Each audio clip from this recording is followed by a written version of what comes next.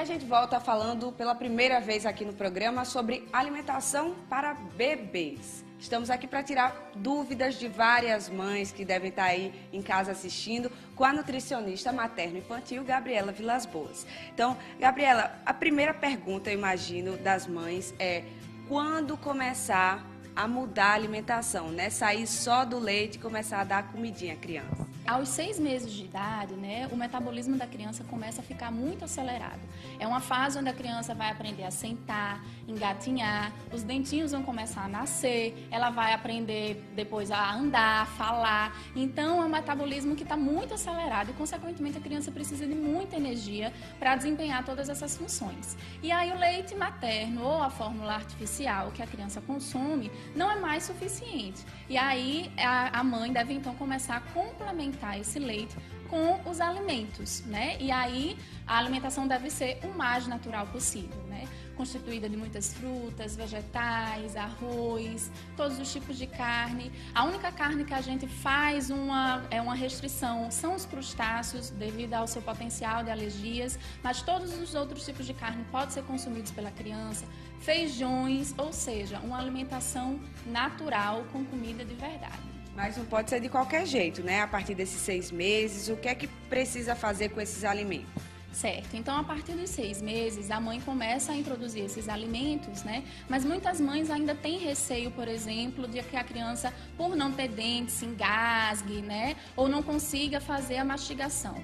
Mas, apesar da criança não ter dente, ela tem uma gengiva extremamente resistente, porque os dentes estão todos, né, embutidos nessa gengiva, então a gengiva forte, que consegue sim exercer uma pressão sobre o alimento.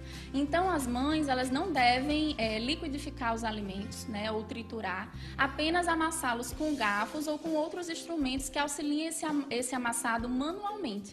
Porque apesar da criança comer alimentos pastosos, esse alimento deve ser consistente e apresentar alguns fragmentos para que a criança comece a estimular a mastigação desde o início da alimentação.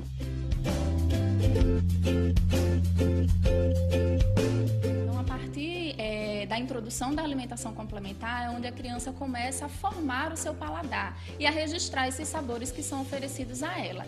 Se ela começa a comer com tudo misturado, né, ela vai saber o que é o sabor daqueles alimentos todos juntos. E quando essa criança começa a ter uma alimentação igual a da família mais para frente, ela não vai identificar os sabores dos alimentos, como o arroz, como o feijão, como a carne. Então, a gente deve dar desde sempre os alimentos separadamente para que a criança consiga identificar o sabor de cada alimento e assim esses alimentos comecem a ser familiares para ela desde o primeiro momento. E a gente tem outros exemplos aqui, por exemplo, para mostrar dessa primeira fase dos 6 meses. Que alimentos são esses? Aqui, por exemplo, o que é que pode dar para a criança? Então, essa aqui é uma consistência inicial, onde os alimentos eles estão em forma de purê, né? Então, eles são bem amassadinhos, né? O único alimento que a gente faz uma ressalva que realmente nós podemos usar instrumentos como processadores e liquidificadores é a carne, porque realmente a gente precisa que ela fique numa consistência como se fosse uma paçoquinha, né? Desfiada, mas todos os outros eles estão bem amassados. Então, a gente percebe que eles estão na consistência de purê, apresentam ainda alguns fragmentos, mas que a mãe não precisa se preocupar, porque com a mínima pressão que eu fizer com a gengiva no alimento, ele vai conseguir triturar e deglutir completamente esse alimento. Que alimentos são esses que estão aqui? Nós temos aqui tomate cozido, né? Uma polentinha. Aqui nós temos uma carninha desfiada, que geralmente a gente usa músculo, lombo. Aqui nós temos a ervilha, que é um vegetal, né? Que a gente pode amassar também. E o arroz, né? Então, geralmente, a constituição do prato da criança deve conter 5 elementos. Sempre 2 vegetais, uma proteína animal, um cereal e um tipo de leguminosa. E para amassar esse alimento, para ficar desse jeito aí, tem alguma forma que a gente já possa mostrar? Sim, a gente pode, por exemplo, usar em casa, né, um instrumento muito comum que é o garfo, né, e a gente vai amassando esse alimento no pratinho e depois vai colocando um ao lado do outro para oferecer para a criança.